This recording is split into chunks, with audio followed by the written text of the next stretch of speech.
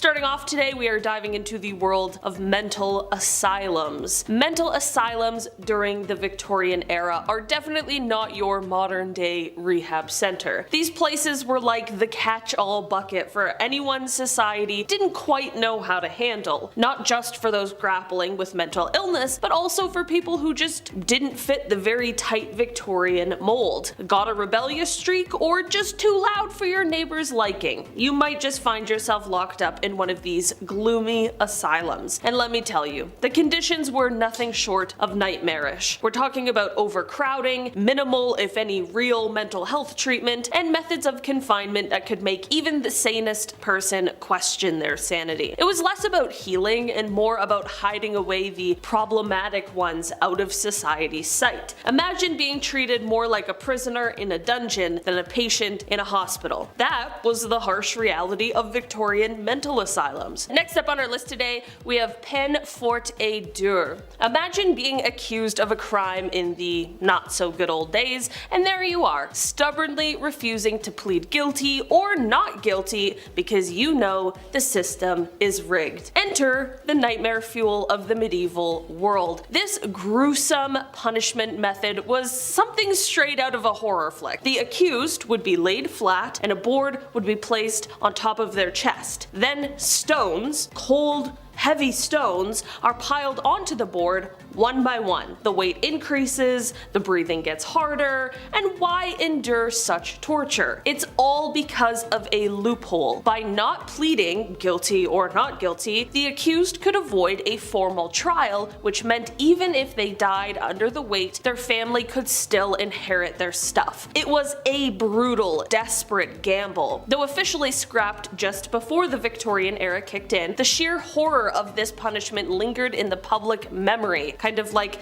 the ghost of punishments past whispering, "Be glad you live in the now." Next up, we are journeying over to the gibbet. The gibbet, or gibbeting, was like a horror movie of old school punishments. So picture this. After the execution took place, the criminal wasn't just buried and forgotten about. No, that would just be too easy, I guess. Their body instead was sometimes locked up in an iron cage and hung from a tall frame called a gibbet, kind of like a creepy bird cage, but for humans. This wasn't tucked away in some dark corner either. It was of course out in the open where everyone could see it. The body was left to hang there, decomposing in the open air come rain or shine. Why the public display? Well, it was all about scare tactics. The sight of a swinging, decaying corpse was supposed to frighten anyone from thinking about breaking the law. Fair enough. It was a very stark, gruesome reminder plastered right in the town square. Break the law and you could be the next ghastly attraction. Yikes. Talk about a deterrent. I don't think I'd commit any crime after that, actually. It's crazy. Even just like Scared Straight or whatever that show is, like that was enough for me. Just a real dead body hanging in the middle of the town square. So scary. Okay, I don't think I'd do well in the Victorian era, but I guess they wouldn't do well now. Imagine showing like TikTok to a Victorian child. Next up on our list today, we are talking about hulks. Before dedicated prisons became widespread, hulks were a common form of punishment. At first, hulks sounds more like something from like a pirate adventure than real life, but trust me, it was far from a swashbuckling good time. Before the days of modern prisons, these old creaky warships, stripped of their glory and no longer seaworthy, were anchored permanently in harbors to house prisoners. Imagine being crammed into the dank, dark belly of a decommissioned ship with scores of other unfortunate souls. Conditions on these floating prisons were nothing short of nightmarish. They were overcrowded, they were festering with disease, and the air was thick with despair. Prisoners were often put to back-breaking work during the day, maybe hammering away at shipbreaking or toiling in nearby docks or riverbanks, and life on a hull was just a grim, a slow, and a steady descent into misery, making it one of the punishments from the past that was as much about enduring harsh conditions as it was about serving time. Next up on our list today, we have shame. Public humiliation was a go-to tactic in the punishment playbook during the Victorian era, and honestly even before that. Imagine being caught for a petty theft or a public nuisance, and instead of just serving time or getting a ticket, you're slapped with a giant sign spelling out your crime, and then you are paraded around town. Or perhaps you'll find yourself locked in the stocks, stuck in one uncomfortable position in the town square. Here, everyone from cheeky kids to stern old-timers could get a good look at you, and they didn't just stare.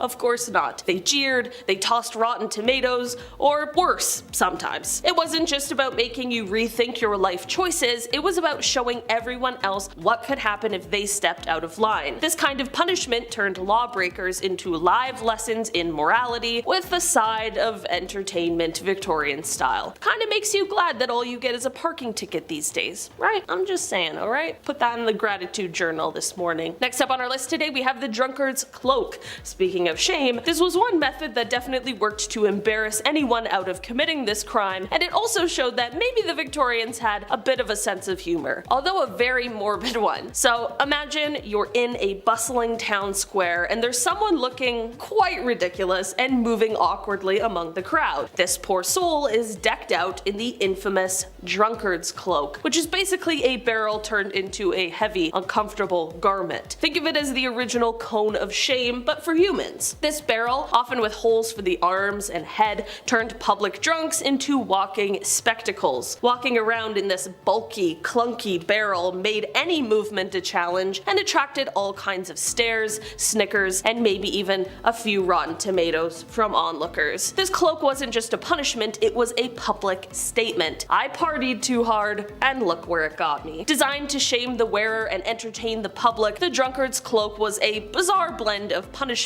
and street theater. So next time you're thinking about overdoing it at happy hour, just be thankful you're not doing so in a time when the hangover could involve navigating the local market in a barrel. That would be horrible. Spare the rod and spoil the child. If you've heard this phrase before, imagine it being taken to the extreme, as they often did in the Victorian era. Flogging wasn't just a quick slap on the wrist, it was a full-on event with the person typically tied up and given a set number of lashes that could leave scars for life. This punishment wasn't exclusive to hardened criminals. Oh no, even some of the more vulnerable members of our communities could get a taste of the whip for acting up, and soldiers or sailors might find themselves on the receiving end for stepping out of line. The idea was that a good thrashing could correct any number of moral or disciplinary issues. Sounds pretty harsh, right? Well, that was Victorian justice for you. Very much about making the punishment fit the crime, with a side of public humiliation to ensure you'd think twice before stepping out of line again. Next up on our list today we have the debtor's prison. Imagine a world where you've just run out of luck with your finances and bam, you're sent off to a debtor's prison, which is about as fun as it sounds. So, not fun at all. These places were grim. Think of the worst hotel you've ever seen, then remove any windows, heating, or good food. In debtor's prison, you were stuck until your debt was paid off, but here's where things get even more interesting. How in the world are you supposed to settle your debts when you're locked up and you can't work? It's kind of like trying to run a marathon with your legs tied together. Meanwhile, your family on the outside, yeah, forgot about them, they're just scrambling to get by without their main money earner, which often plunged them into their own financial crisis. Love that. It was just a vicious cycle that didn't do much for actually solving the problem of debt. Instead, it just added a hefty dose of misery and despair to the mix. It sounds like the Victorian era was actually just a lot of that. Misery and despair. So next time you're fretting about paying bills, just be thankful you're not doing it Victorian style, I guess. Or else I'd be in Rogers prison for my phone bill. Next up we have the scold's bridle. Back in the Victorian era, if a woman was labeled a bit too chatty or opinionated, heaven forbid she actually nag, she might find herself in the not so stylish accessory known as the scold's bridle. Imagine a heavy, clunky metal mask clamping over your head, complete with a gag right in your mouth to put the kibosh on any further chit chat. Okay, not exactly the pinnacle of fashion or comfort, right? This contraption wasn't just about silencing, it was the 19th century version of public shaming with a generous dash of misogyny. Women were paraded around, their speech literally bridled as a warning to others that speaking out of turn wasn't just frowned upon, it was punishable. Thankfully, we've relegated such barbaric practices to the history books, but the scold's bridle remains a stark reminder of how far we've come in understanding and respecting individual rights and voices. Moving on down our list, we are talking about transportation next. Imagine you're living in 19th century Britain and things are frankly pretty bleak if you're not wearing a top hat and tails. Now imagine you've been caught stealing a loaf of bread or, heaven forbid, a handkerchief. The punishment? Well, you're not just going to the local jail, you're being shipped off to the other side of the world. Transportation meant being packed off to Australia or Tasmania, places that were as remote and alien as the moon for many Brits at the time. These were no pleasure cruises. The journey alone could take months on cramped, disease-ridden ships where survival was a coin toss. Once you arrived, if you were still kicking, congratulations! Your prize was hard labor in brutal conditions, often in chain gangs or remote outposts where the sun seemed to have a personal vendetta against you. And forget about a leisurely pint at the pub, you were there to work, building the infrastructure for new colonies, often in sweltering heat or other extreme conditions. Speaking of hard labor, the good old Victorian era where they took no pain, no gain to a whole new level, especially in prisons. So imagine you've been nabbed for stealing a loaf of bread, and yes, this is the only example I will be using like I'm Jean Valjean himself. So imagine you stole the bread and bam, you're sentenced to hard labor. And we're not talking about breaking a sweat at the gym, we're diving into the world of the treadmill and the crank machine. Victorian style gym equipment from your worst nightmare. Imagine being stuck on a never-ending stairmaster, the treadmill, not for your health, but as punishment, climbing to nowhere for hours. Then there's the crank machine, a mind-numbing device that had prisoners turn a crank a mind-blowing number of times just to complete their daily quota. And for what? Absolutely nothing. No purpose, no product, just pure fatigue and despair. It was the era's twisted way of teaching a lesson, breaking spirits under the guise of building character. So next time you moan about your gym routine, just remember it could have been a Victorian prison workout, alright? It's not so bad. You got this. Just a couple more flights of stairs. I don't know, I'm turning into David Goggins here.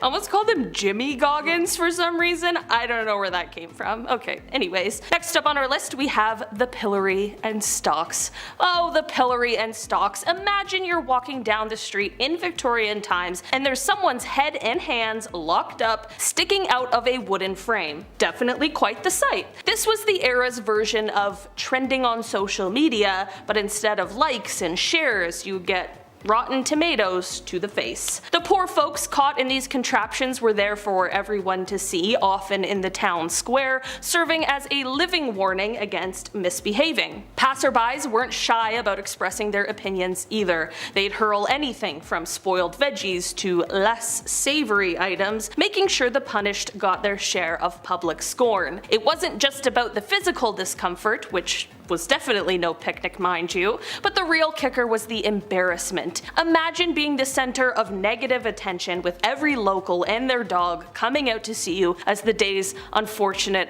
spectacle. Definitely not the kind of fame anyone would want. Also, there was like 10 people alive at this time. Everyone knows your business now. How embarrassing. Next up, let's dive into the eerie world of solitary confinement, Victorian style. Perhaps an even more miserable twist on a punishment that still exists today. You're locked up all by yourself in a tiny, gloomy cell with nobody to chat with but the spiders weaving their webs in the corner. Definitely not as nice as Charlotte. This was the reality for prisoners in the separate system, notably at places like the Eastern State Penitentiary in the US and Pentonville Prison in the UK. The idea was kind of like a forced meditation retreat minus the zen and the tranquility. They thought making prisoners sit alone with their thoughts thoughts would lead to soul searching and moral reform. And this sounds very noble, of course, but in practice, it turned out to be more like a recipe for a mental breakdown. The isolation was so intense that many inmates ended up more losing their minds than reaching enlightenment. While it was all the rage back in the day, we now do know that too much alone time, especially in a dreary cell, can do more harm than good. Next up today, we are diving into the world of branding. It's the early Victorian era, a time when top hats were all the rage, and so, unfortunately, was branding people.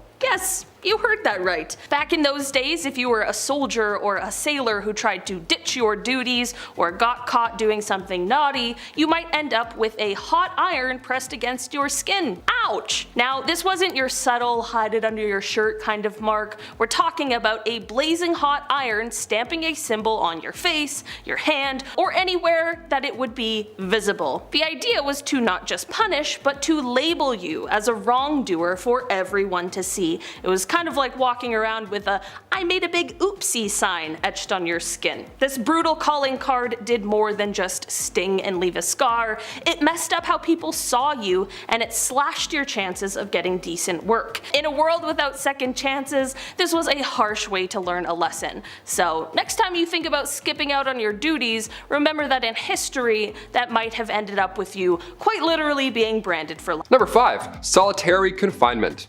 You're grounded. And I really mean you're grounded. In the Victorian era, solitary confinement was a widely utilized form of punishment that embodied the period's harsh philosophy. Yeah, we're not cranking things. This time we're just thinking about our problems.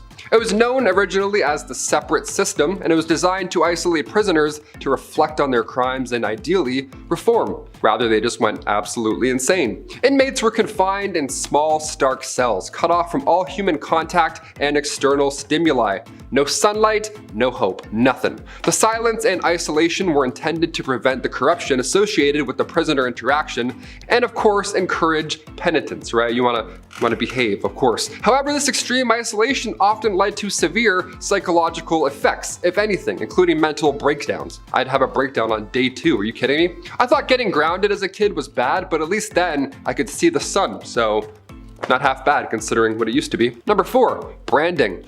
Now we're cooking. Branding was a brutal form of punishment often reserved for criminals convicted of the gravest offenses. I mean, obviously, you're getting your ass. I would assume it's pretty bad. This punitive practice involved searing the skin of the convicted individual with a hot iron, typically marking them with a letter symbolizing their crime. So for instance, T for thief or M for murder. Performed publicly or within prison walls, branding was not only excruciatingly painful, but also served as a lifelong stigma because, well, that's not going anywhere. That's going to be there for life. It would permanently mark individuals as criminals and ostracize them from society. By the mid-19th century, this barbaric practice was thankfully phased out. Imagine if Victorians could see the movie Jackass 2. I wonder what they'd think of Bam Margera getting paid to be branded. Oh, how the times have changed, my God. Number 3, public whipping.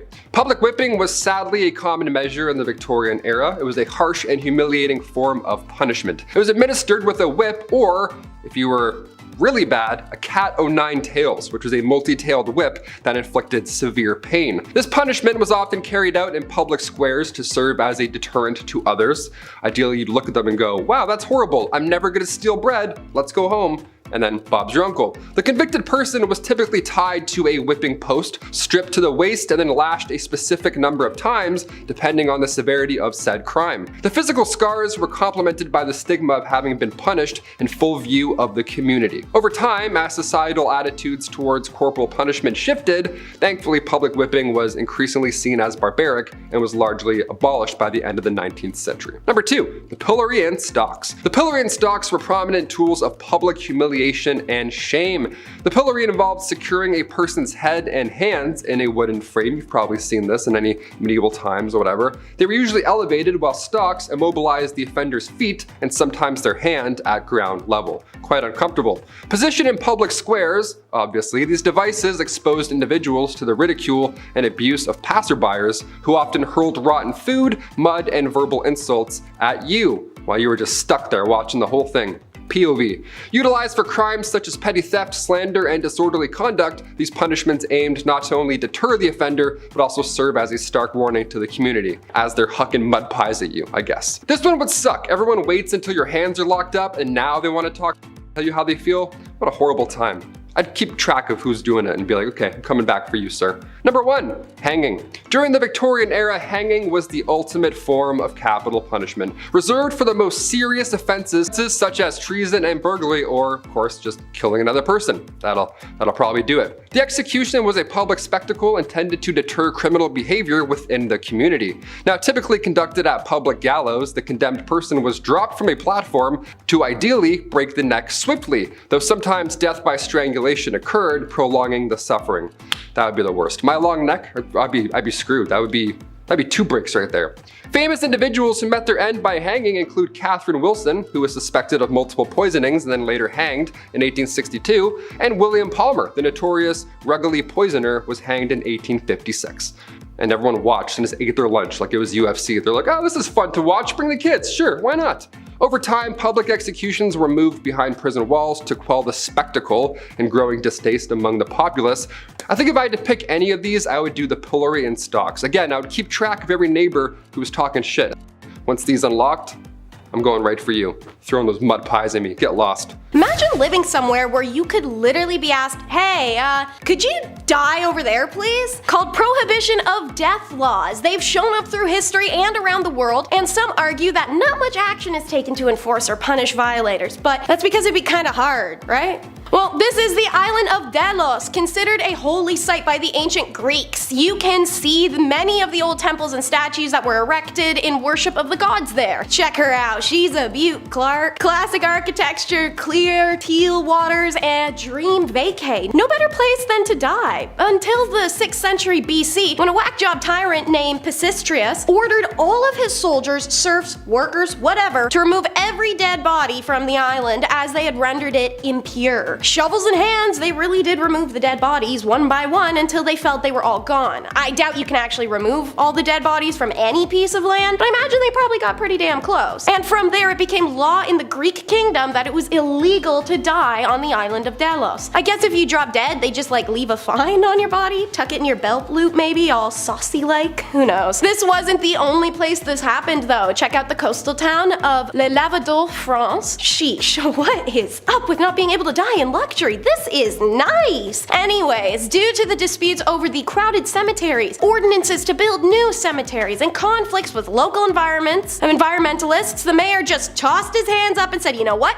If nobody can share, nobody gets any, and passed a law forbidding residents from dying. See guys, this is why we use our words and our listening ears. For everyone who makes fun of people's height, just know the courts will favor a short king. You should never make fun of someone for something they can't control, and height is a big one. Men especially face a lot of scrutiny and rejection for it, and we're at a point where nowadays, if you're literally 5'8", people will say you're short. Gentlemen, that is not the case. So, if you've ever been called short, listen to this. According to the 18 laws of Cangue, a set of legal codes written on bamboo slips that were unearthed in the Hubei province in 1975, during the Qin dynasty of China, there was a law stipulating that men and women shorter than the height 1.52 meters do not have to bear any criminal responsibility for any crimes they committed. Apparently, this was because the household registration system, known as hukoi today, was incomplete at the time, so it was often impossible to verify a person's age. So, the government used height. The founder of the Qin dynasty himself, Qin Shi Huang, apparently only reached 1.5 meters tall, that's 5 feet, when he was 22. So he allegedly believed that his subjects could only be defined as adults once they grew taller than that. So yeah, short kings prevail. Nothing is more freaky than government-mandated furry costume. Europe really tried just about anything in the way of public shaming to air out someone's criminal history. Unlike China or Japan, which literally tattooed faces, the Ottomans who cut off hands, or even their European ancestors who chopped off noses and ears, the 17th and 18th century Europeans took a new tactic: shame masks. The uncomfortable apparel was made out of solid metal and would have been painful and super heavy when strapped tightly to your face. Naturally, it's abrasive, it's rusty, it's riddled with tetanus. But don't worry, there are lots of cool styles, like these jaunty pagan gums odd-looking dudes. As mentioned, there are these weird animal heads like medieval furry getup. This one's a rooster, and apparently, to quote, those who were, well, the other name for a rooster, swaggering and vainglorious, would be forced to wear a rooster mask for hours, even a day. Which may not sound that bad, but again, chafy, hot, heavy cast iron, the pressure of which is on your scalp and your collarbones. And apart from these terrifying masks, criminals were given humiliating badges they had to wear for,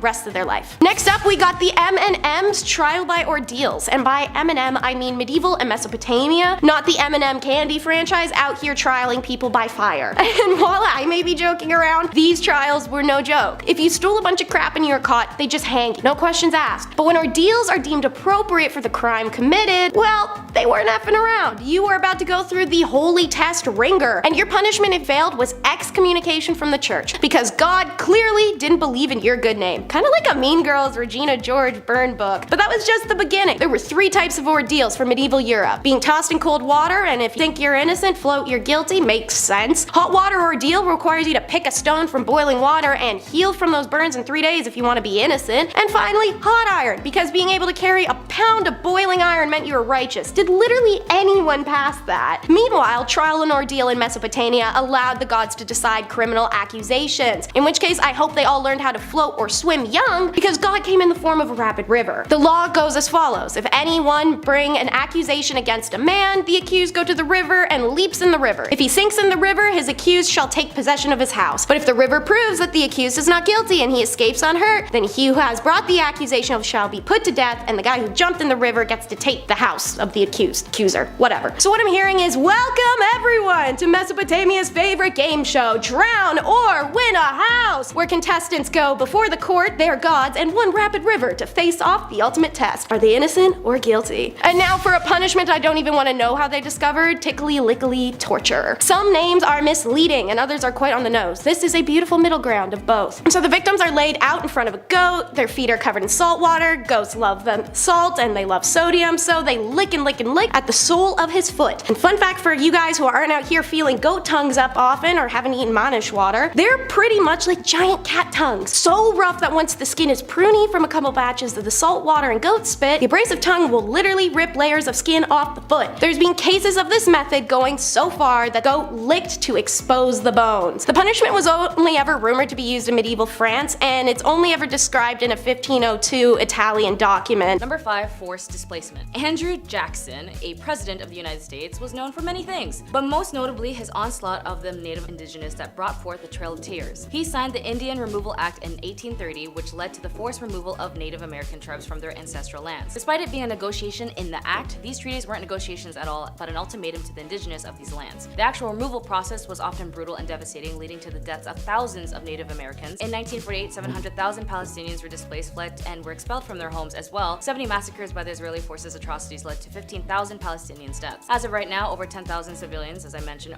being them children, are dead as they've been killed by the IDF. And as of right now, civilians of the northern Gaza are forced to leave their homes towards the south of the border Khan Yunis, which now the Gazans call the second Nakba. History repeats itself in different fonts with the same brutality but different faces, and no matter the era it repeats. And yet we wait till the current time passes to ask ourselves, wow, they did that back then? When in reality, it's happening right now. Like in Ukraine. Ukrainians who once lived in Ukraine are now displaced in refuge all over the world to avoid the war. And right now, like in Congo, an estimated 6.1 million people are currently internally displaced in DRC as of October 2022 and now. Which gives us another question. Why are these indigenous people on these lands refugees in their own country? Number 4, firing squad. Execution by firing squad is another war crime as well as punishment in the time of war. A firing squad is normally composed of several soldiers, all of whom are usually instructed to fire simultaneously, thus preventing both distribution of the process of one member and identification of who fired the lethal shot. To avoid disfigurement due to multiple shots to the head, the shooters are typically instructed to aim at the heart, sometimes aided by a paper or a cloth target. Jose Rizal, a Filipino revolutionary who aided in the spark of the Filipino resilience against the Spanish colonization and occupation of the land, died by firing squad. But because Filipinos are gang AF, he told them, "Don't shoot me from behind. If you're going to shoot me, look at me into the eyes when you do it." The commander of the firing squad refused, and Jose did whatever he could to face death on his own terms, and when the sun rose with him dying, his last breath was "Consumtum est," which means it is finished. Firing squads were very common in the times of war as a way to kill prisoners of war, captive soldiers, traitors, and even civilians. Number 3, mutilation.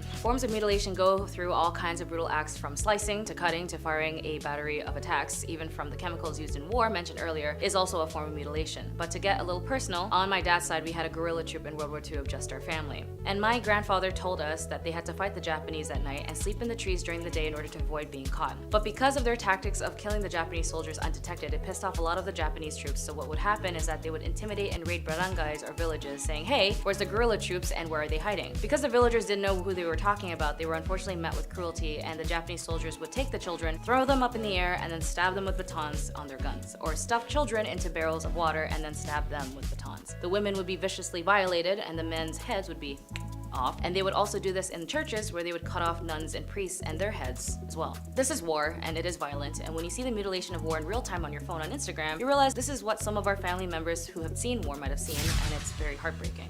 Number 2, ethnic cleansing. In Yugoslavia lies the heartbreaking Bosnian genocide, of which ethnic cleansing of Bosniak or Bosnian Muslims and the Croat populations were met with ultimate violence. Bosnian Serbs force engaged in a campaign of ethnic cleansing, forcibly removing Bosniaks and Croats from their homes, often subjecting them to extreme violence, forcing physical harm and killing. This resulted in a significant number of refugees and internally displaced persons, and the international community initially struggled to respond effectively to the conflict. However, as the scale of atrocities came increasingly apparent, diplomats' efforts were to make broker peace led to the Dayton Agreement in 1995. The Bosnian genocide is a deeply tragic and painful chapter in recent history, and it serves as a stark reminder of the horrors that can occur when ethnic and nationalist tension escalate into violence. And finally, number 1, genocide. We know that the Holocaust is one of the worst in history in regards to mass genocide, as it resulted over 6 million Jews' lives who had died under Germany's cruel, violent government and occupation. And when it comes to genocides around the world, there are so little efforts to stop it when it occurs. In fact, there are some going on right now, as little as it being done, like in Congo, Gaza, and Sudan. And some may not know in history or might have forgotten other important, just devastating genocides in other parts of the world, like Rwanda in 1994. All in the span of 100 days of trauma, violence, statutory offenses, killings, and ethnic cleansings led to the genocide of 1,074,017 people of the Tutsi descent deaths. After the assassination of Juvenal, the Hutu president, the next day was when the genocidal killings began. Majority Hutu soldiers, police, and militia targeted key Tutsi and modern Hutu military political leaders. The scale and brutality of the genocide caused shock worldwide, but no country intervened to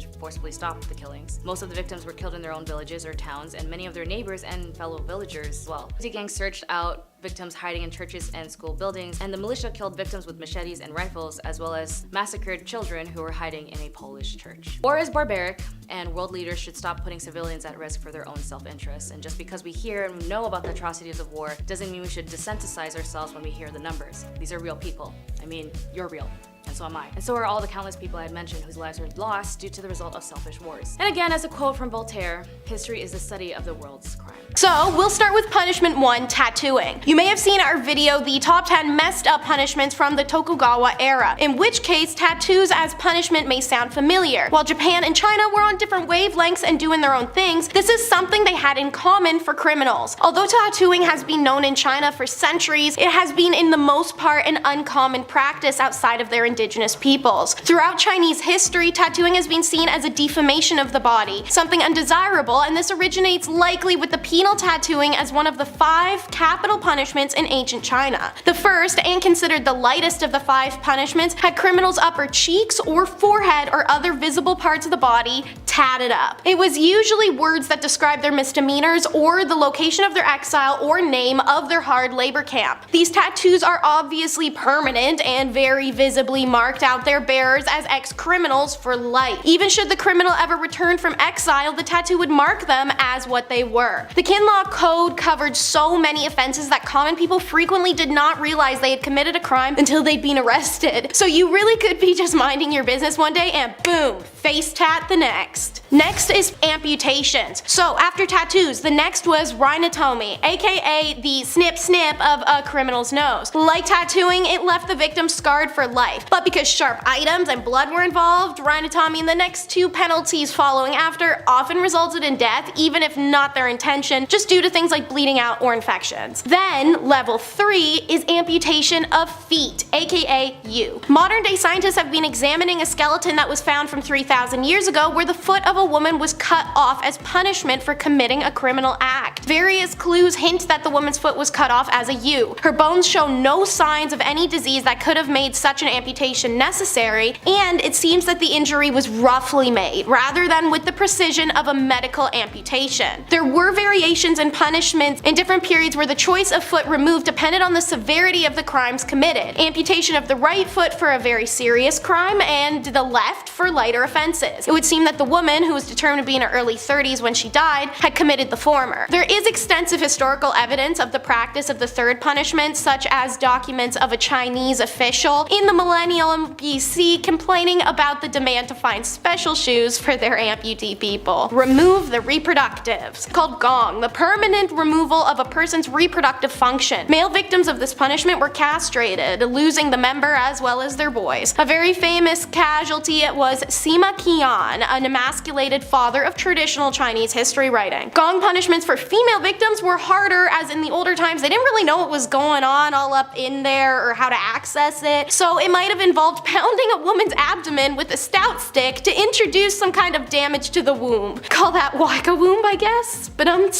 no? No, alright. Then the final in the code, the last of the 5 punishments was death, obviously. However, there were different variations of death, from simple strangulation or decapitation to boiling or grilling a person alive and making literal mincemeat out of a person's flesh and then salting it. They got gorgeous with it, guys. The cruelty was deliberate and designed to cause maximum pain to the victims and their families, as well as to shock and deter others from committing similar crimes. A criminal might be sentenced to death by strangulation if less punitive, or decapitation if more punitive. Strangulation was actually prescribed sentence for lesser crimes, lodging an accusation against one's parents or grandparents, scheming to kidnap a person and sell them, opening a coffin while desecrating a tomb. Decapitation was a method of execution prescribed for more serious crimes such as treason or sedition. Despite a great discomfort involved, most of the Chinese people actually preferred strangulation to decapitation in the ancient times, and this is the result of the traditional belief that the body is a gift from the parents and that it is therefore disrespectful to one's ancestors to die without returning one's body to the grave intact. Executions were usually carried out at 11:30 a.m. on the day of the execution. The convict would be carted from the jail cell to the execution grounds. The cart stopped at a wine shop named the Broken Bowl on the east side of the Zuanwu Gate, where the convict would be offered a bowl of rice wine. The bowl would be smashed after it was drunk, oppa, and then the heads chopped off and promptly sent to the emperor. Now finished with the 5 official punishments, let's check out some other horrors, like the Cangue, a type of large wooden collar placed around the necks of offenders, which could weigh differently depending on the severity of their crimes. Speaking of which, the Chinese Empire really said, and we have the receipts for it too, guys, as the criminals' past crimes would be attached to the wooden collar, most of the time for the public to see, grocery list style. The Cangue also restricted a person's movements, so it was common for people wearing cangues to starve to death as they were unable to feed themselves and sometimes not even move from one place. If people were generous enough to offer food to the roadside cangue wearers, they could also see the list of their crimes and determine based off of that if they deserved their generosity at all. After all, it was a device used for public humiliation and corporal punishment. Imagine seeing someone you've beefed with forever pop up one day on the street corner wearing one of these. You can just walk up and read everything they did wrong, just attached to them. That's satisfaction for a grudge holder, man. Punishment number 5 is blown asunder. This was the advent of British colonialists who tormented India in the 18th and 19th centuries. Blowing from a G word I can't say on YouTube involved the condemned being tied in front of a cannon so that the small of their back was forced against the muzzle. Their arms and legs would be tied behind them, the rope pulled taut enough that it curves their limbs back behind them uncomfortably. The cannon would then be fired, pretty much obliterating the prisoner's abdominal portion and blowing them in half. Bonus points for all the guts raining down on everyone. One contemporary observer reported that a head was blown almost 50 feet in the air once, and limbs sometimes landed 100 yards away, and the rest of the body essentially just vaporized. Punishment number 4 is torn apart. Another colonial classic. This style of death sentence is found everywhere from Rome to medieval Britain to Persia. For those unfamiliar with this punishment, you'd have your 4 limbs tied either between 2 horses, one holding both arm ropes and holding both leg ropes, or it'd be one horse for each of your limbs. At the count of 3, all horseback riders would take off in opposite directions and rip the person in the center apart. In ancient India, however, instead of using horses, they used oxen. For example, a law was in place that women caught killing their husbands or family members, killing others by poison, or committing arson are to be torn apart by oxen. Punishment number 3 is cooked alive. The sensation of being boiled alive was an absolutely horrific one, yet it was a punishment for things as meager as theft or lying. A large cauldron was filled with water, oil, tar, fat, or molten lead and left to boil. Putting a victim in the cauldron before the boiling was done was the worst way to exert this punishment, as it meant they would probably remain conscious, and then he'd notice his eyes burning, clothes fusing with his body, and skin blistering. The limbs and extremities were the first things to burn after that. After the person's outer layers began to cook, their organs began to cook as well, and their bodily fluids rose in temperature, so they were also boiling inside. All who went through this medieval death could only pray for a fast and merciful one, but boiling to death was unfortunately a very slow process. A quick death would only come, as said, if the liquid was already boiling when the victim is dunked in. If it wasn't and they wanted to speed up their own deaths, the victim could always duck their head underneath the liquid and just boil their own brain that way. But otherwise, it was long and horrific until the very end. While this should have been reserved for only the worst offenders, it soon became a go-to death sentence for foragers of all people. In India, it was said in the Garuda Puranam that the people who didn't offer food to orphans and contaminated food are boiled in oil after their death. In 1606, Guru Arjan of the Sikhs was boiled alive as a form of torment and subsequently died on the orders of the Mughal Emperor Jahangir. Punishment number 2 is exposure. While this was less common in ancient India, it was part of other punishments such as pillory, whipping posts, or stocks, or it was used as a method of gaining confession. Victims could be exposed to the elements by restraining them somewhere outside, whether on the ground, which was more susceptible to bugs, pests, animals, and grime, or somewhere suspended, like a cage, off a wall. That one was popular in Europe. In summer, the guards could just pour hot water over the victim's head repetitively, which eventually increased body temperatures to the extent that heat stroke would take effect, causing a victim to die slowly and painfully. Sometimes the body was even left to decay publicly to dissuade any further crimes. During cold days and nights, the chill, as well as the lack of protection from the wind, could easily sap a victim's body heat. Alternatively, the victim could be buried up to his neck, letting any animals, insects, or other people kill him slowly the way they want to. Due to its cost efficiency and cruelty, the exposure torment strategy was widespread in medieval Europe and many other places. In many cases, the victim was sentenced to a short period of exposure depending on the crime.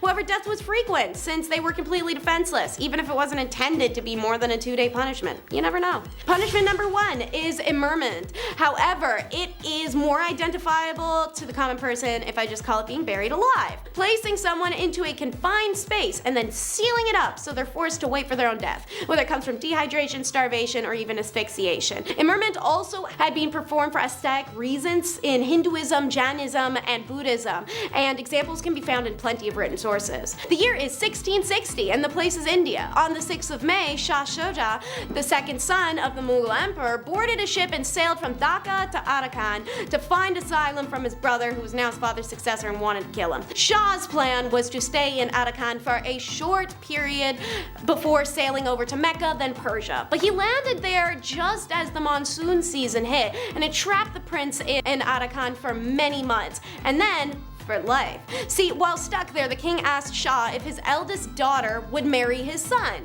For some reason, this really grilled Shah's onions, and he tried to overthrow the Arakan king in a coup, which then was found out. Although Shah managed to escape into the jungle, he was subsequently caught and put to death. The prince's family, however, were thrown into prison after their capture, although they were set free later. Moreover, the king married Shah's eldest daughter himself. He didn't even give her to his son, really just spit on dad's grave like that. It seems like the surviving family members of Shah, including that eldest daughter, plotted to seize power again and overthrow the king, having clearly learned nothing. Like the last time, the conspiracy was leaked, and this time the king meant business. If his family was going to keep being a problem, he was just going to exterminate the entire thing. According to the 17th century French physician and traveler Francois Bernard, the men were decapitated with axes, whilst the women were closed, confined in their apartments, left to die of hunger. All the windows and doors had been sealed. Even Shah's eldest daughter, now the king's wife, was not spared.